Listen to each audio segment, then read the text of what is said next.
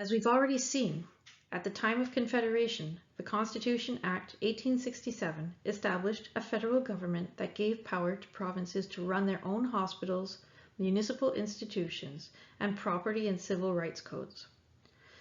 Jurisdiction over immigration was shared. Over time, though, by the middle of the 20th century, the federal government had become more involved in provincial areas through its spending powers. In the 1960s, though, Quebec went through major social and political change, and the province decided that it needed more control over its economy in order to protect and promote its language and culture. The idea of Quebec independence gained support, and in 1976, Quebec voters elected a government committed to pursuing sovereignty.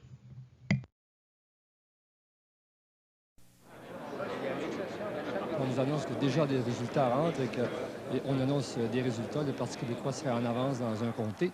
Nous, on n'a pas réussi à faire voter tout le monde dans ce petit jeu qu'on a fait, mais sur les 66 de nos invités qui ont participé, aucun ne prédit un gouvernement péquiste majoritaire. On me dit que dans Lac-Saint-Jean, Brassard est élu aussi, mais ce qu'il y a de plus remarquable, c'est que les 5 circonscriptions du Lac-Saint-Jean, dans les 5 circonscriptions du Lac-Saint-Jean, les candidats du PQ sont en tête. Radio-Canada, à 8h40, prévoit que le prochain gouvernement du Québec sera formé par le Parti québécois et que ce gouvernement sera majoritaire. Un gouvernement majoritaire du Parti québécois. Dans la violette, un gain du Parti québécois aux dépens du libéral. Là, c'est Jolivet, je pense, qui se présentait pour la 2e fois dans cette circonscription-là. Après 44 bureaux dans notre Dans Duplessis, tantôt aussi, vous avez vu ça à l'écran, le successeur du maire Gallienne de Sept-Îles, le candidat libéral, était défait par le Parti québécois. Aujourd'hui, je recevais le journal local là, qui titrait Perron sera à coup sûr le prochain député de la circonscription de Duplessis, qui est la plus grande en étendue au Québec. En Lévis, maintenant, Vincent Chagnon, maire de Lévis, est défait par Jean Garon du Parti québécois. Alors, c'est confirmé, là, Gendron du Parti québécois, oui, dans BTB-Ouest. Et dans Joliette-Montcalm, Guy Chevrette qui défait le ministre du Revenu, Robert Canville. Alors, c'est un autre gain du Parti québécois. Dans Taillon, René Lévesque est élu. Dans la circonscription de Taillon, René Lévesque est élu. Eh bien oui, M. Lévesque vient de faire son entrée au centre Paul Sauvé, c'est l'euphorie. Tout le monde se lance sur M. Lévesque, il est escorté par des policiers de la CUM.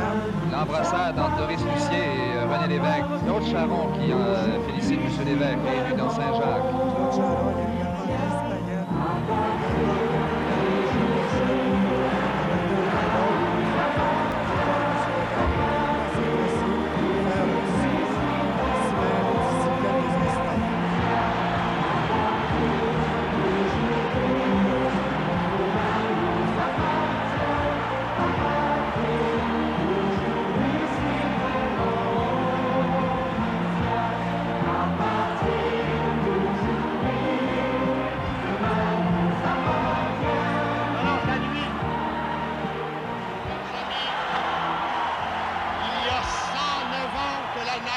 québécoise attend ce moment. Le Parti québécois, c'est une clé. Le pouvoir, c'était la serrure. Vous venez de mettre la clé dans la serrure qui nous ouvre la porte de notre avenir. Voici René Lévesque.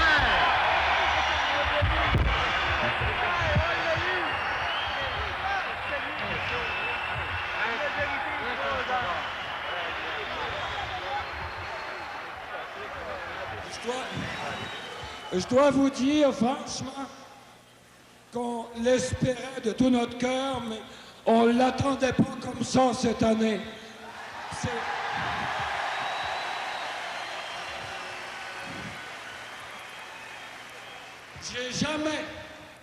J'ai jamais pensé que je pouvais être aussi fier d'être québécois que ce soir.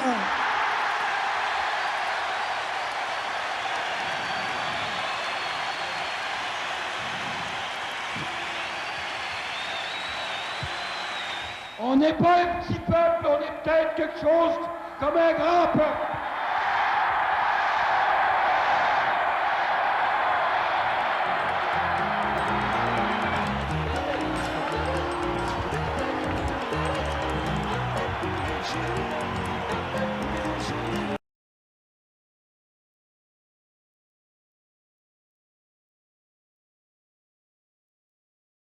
In 1980, Quebec held its first referendum.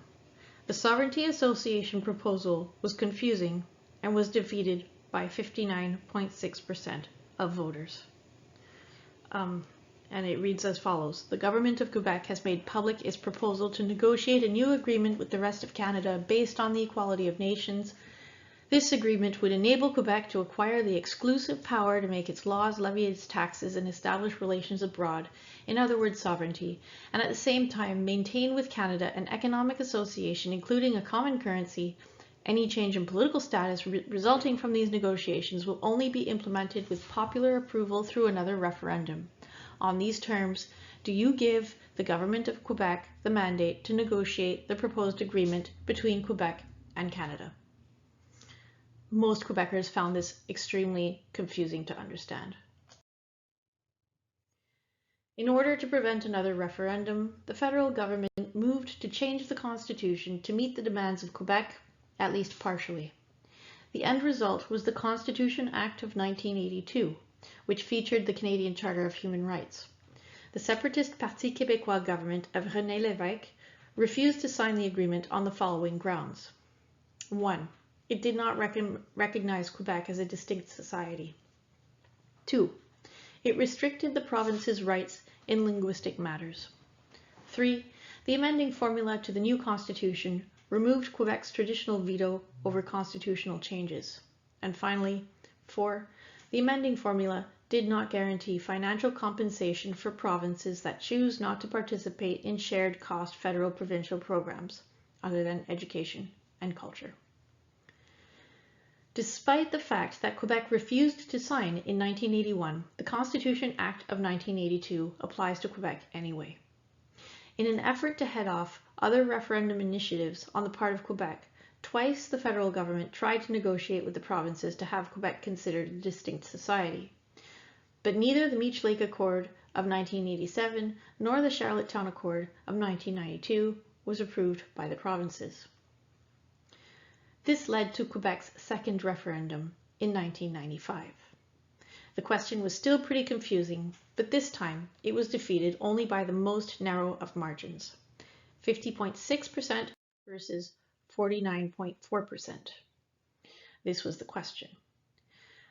Do you agree that Quebec should become sovereign after having made a formal offer to Canada for a new economic and political partnership within the scope of the bill respecting the future of Quebec and the agreement signed on June 12, 1995?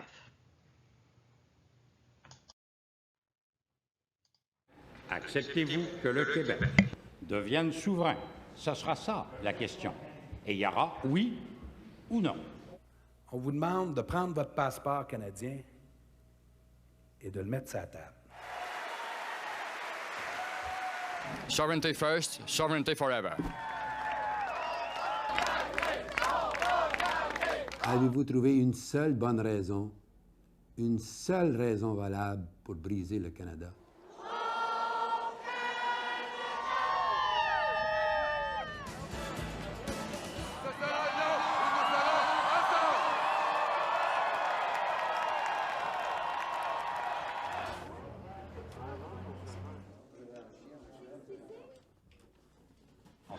.6% no, 49.4% yes. C'est vrai qu'on a été battu au fond par quoi? Par l'argent puis des votes ethniques.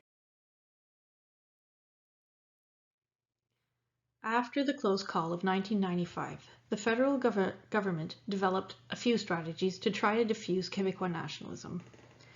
The first initiative was a motion in the House of Commons, which recognized Quebec as a distinct society within Canada.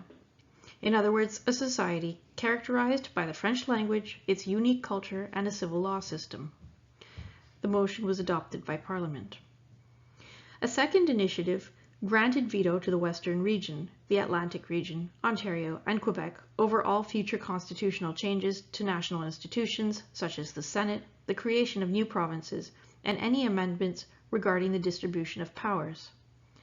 That is, such constitutional changes would require the consent of any two of the 4 Western provinces, provided the 2 provinces constituted 50% of the population of the West, and any 2 of the Atlantic provinces, provided the 2 provinces constituted 50% of the population of the Atlantic region, as well as Ontario and Quebec. At the insistence of British Columbia, this was changed so that BC became a separate region and would have a veto over a major constitutional change. The Prairie provinces would also have a veto in that consent would now be required of any 2 Prairie provinces, provided the provinces constituted 50% of the population of the Prairie region. Demographically, this in effect gives the province of Alberta a veto.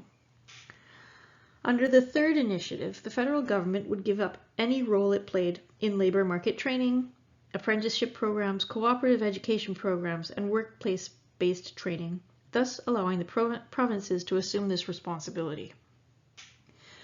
The Calgary Declaration, which was presented for discussion in 1997 by all the provincial premiers except Quebec's, recognized the unique character of the Quebec society, but added the condition that all provinces would be equal and would receive whatever was given to Quebec by virtue of the interpretation of the Distinct Society Clause.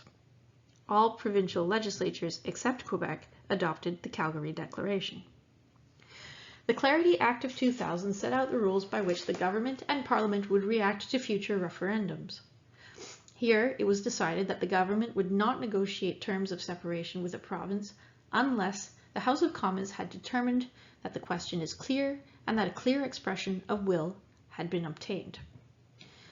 The Quebec government responded by putting out its own legislation, which affirmed the Quebec people have the inalienable right to freely decide the political regime and legal status of Quebec's simple majority of 50+1% of the valid votes cast in a referendum counts as a clear expression of the people's will.